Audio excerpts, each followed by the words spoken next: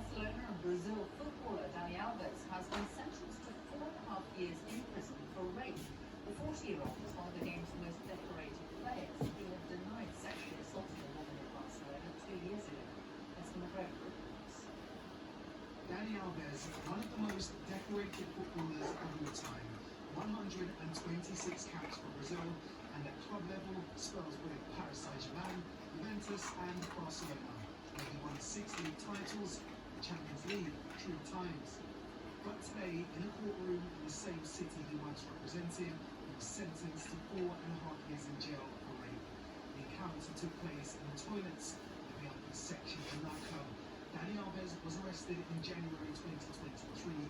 At first, the 40-year-old denied knowing the woman before changing his story, claiming the sex was consensual. A representative for the victim welcomed today's verdict, saying it recognises what we've always known, the truth as told by the victim and the suffering there has been.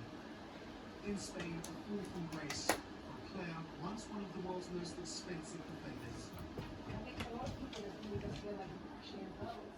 It's the thought of one of the idols that they had on a pedestal, someone that they really looked up to, and someone who was considered one of the best footballers in the game. Dani Alves has been in police custody since he was arrested, and after he's completed his prison sentence, he'll be on probation for a further 5 years.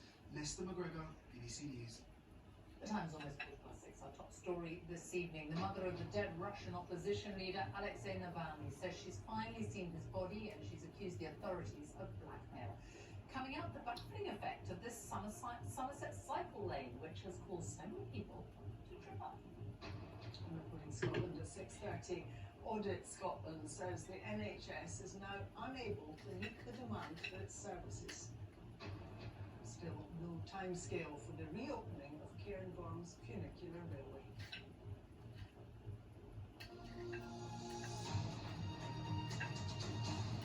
Now, this Saturday marks 2 years since the Russian President Vladimir Putin ordered his troops to invade Ukraine. In that time, the Russian military has faced huge losses. The latest BBC estimates suggest more than 110,000 have died. While Ukraine has borne the brunt of the war, Russian towns have also been shelled and hundreds of thousands of men drafted into the army. This was the picture back in February 2022. Russia held Crimea, which it had annexed in 2014, and Russian-backed separatists held a small section in the southeast of Ukraine. Now most of the south and east of the country is occupied by Russian forces. Our Russia editor Steve Rosenberg has been looking at how the war has changed the country and the people. They are 2 years that have changed Russia and set the country on a darker path. 2 years of war and heavy casualties, mobilization and mutiny, and repression. Alexei Navalny dead in prison. But the president is looking confident. Vladimir Putin senses the tide may be turning in his favor. But what is his goal? He wants this world to live on his own terms. I don't think that he wants to take over of Poland, or Baltic states, or Western Europe. He needs Ukraine, but this is not enough for him. What is enough for him? This world must accept his rules, must accept his vision of the world. How things have changed. There was a time when Russia and the West were talking about cooperation, partnership. The Putin I Medworth did good business with, established the NATO-Russia Council, is very, very different from this almost megalomania at the present moment. So the man who stood beside me in May of 2002, right beside me, and said Ukraine is a sovereign, independent nation state which will make its own decisions about security, is now the man who says that it is not a nation state and that it's got to be wiped off the face of the earth. Vladimir Putin once said to me at a press conference that Russia was squeaky clean. Nothing's changed. The Kremlin continues to claim that none of what's happening today is Russia's fault, but it was the West that started this war. But 2 years ago, it wasn't the West that invaded Ukraine, that was Russia. does the Russian public see things? This is the town of Solnitsyn-Gorsk, sunny hills near Moscow. The last 2 years of Russia's history, it's all here in the park. The invasion of Ukraine, these Russian soldiers were killed there. They're portrayed as heroes. Graffiti for the Wagner paramilitary group, and flowers, just a few, in memory of Alexei Navalny. For the residents of Sunny Hills, in 2 years, life has changed. Our factories are making things now that we used to buy abroad, and that's good, Lydia says. But I'm sad for the young men and everyone who've been killed. Marina praises Russian soldiers in Ukraine and then admits she lives in fear her own son may be called up to fight. We need peace, she says, so that we don't have to fear what tomorrow will bring. And these 2 years have changed the war memorial on the town square. There's a whole new section.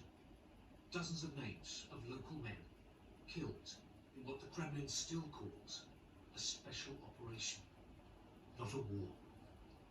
Steve Rosenberg, BBC News, Moscow. 19 people have been arrested in Germany in connection with smuggling gangs who are involved in helping large numbers of migrants cross the English Channel from France in small boats. A series of raids in Germany revealed stores of inflatable boats, life jackets and flotation devices for children, as well as thousands of euros in cash. Well, Nick Beat is in Brussels. What more can you tell us?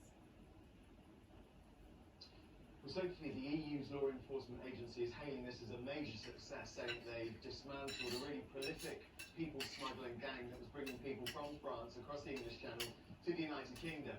19 people arrested in Germany, and the authorities are saying that they include major figures within this gang, which was a Kurdish Iraqi gang which predominantly brought people from the Middle East and from East Africa to the United Kingdom. We're told that a lot of the boats originally came from China, made their way to Turkey, and it was from there they got into the European Union. Also, some of the facts and figures involved, this gang was said to charge people up to £2,500 for a spot on these flimsy boats, designed for about 10 people, but around 50 people, typically per crossing, would be crammed in size. And as part of this, they found life jackets, including 81 devices for children specifically, which of course tells its own story. Sophie. Thank you. Now, there's a fractious by-election taking place next week in Rochdale. The seat was held by Labour before the death of its MP, but the candidate standing for Labour next Thursday was suspended from the party following allegedly anti-Semitic comments he made about the October the 7th attack on Israel. That suspension has opened up the race for the seat. Our political editor Chris Mason reports now from Rochdale. Just north of Manchester, a town with a bleak history, the serial sexual exploitation of children. Deprivation, poverty, a reality for many here too. And now, a bizarre by-election. This is Rochdale. And this man's hat is in the room, in the ring, one of 2 former Labour MPs in this contest, George Galloway. I will enter the chamber of the House of Commons like a tornado, and I will shake the walls for Gaza. A substantial chunk of the population here are Muslim, many of whom are particularly concerned at what's happening in Gaza. What do you say to those critics, and you know they're there, who say George Galloway turns up at by-elections and stirs things up in towns that he's just arrived in? No, I feel that my job is to give people a voice that don't have a voice. And I think you'll find people have responded in large numbers to my message. Another man wielding leaflets and persuasion, Simon Danchuk. He was the MP here until 2017. Labour suspended him after a row about his personal conduct. You were caught up in that row about nude text to a 17-year-old girl. Why would one go like that? Well, the reality is that it's tabloid news, so people see through that. Well, no, let's be clear about it. It's tabloid nonsense. Everybody's moved on from it. Galloway is a chancer and the best candidate to beat him. So it's a 2-horse race. I'm putting Rochdale first. Good boy. The next twist here. This says rather a lot, doesn't it? A by-election is imminent, and at Labour HQ, the citizens are there. Do you want a stronger voice or